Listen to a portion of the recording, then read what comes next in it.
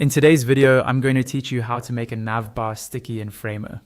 We'll walk through this step by step so you can follow along in your own project.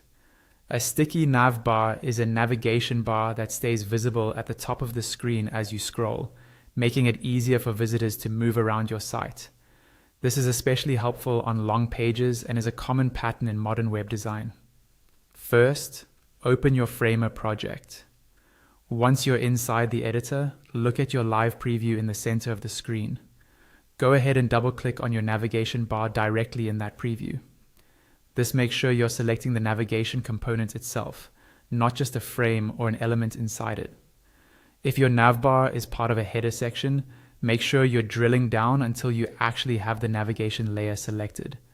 Next, look over to the left panel. This is where Framer lists your pages and devices. You should see different device views like desktop, tablet, and phone. Under each of these, there will be a layer named something like navigation for that specific breakpoint. Click on the navigation for the device where you want to make the navbar sticky. As soon as you select it, its properties will appear on the right-hand side of the editor. Now, shift your attention to that right panel. This is the properties panel where you control how the selected layer behaves. Scroll or look through the options until you find the section labeled Position. Under Position, you'll see a field called Type. This is the setting that determines how your navbar is positioned on the page. To make it sticky, click the drop-down menu next to Type.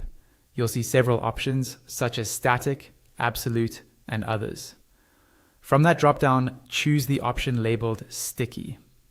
Once you select Sticky, your navigation bar will stay fixed at its position when the user scrolls, instead of disappearing off the top of the screen. At this point, your navbar should be sticky for the device you adjusted. If you want it to behave the same way on all devices, simply repeat this process for each one. Select the tablet navigation, set its position type to sticky, then do the same for phone. This keeps the experience consistent across desktop, tablet, and mobile views, and that's all you need to do. By adjusting the position type to sticky for your navigation layers, you've created a user-friendly sticky navbar in Framer.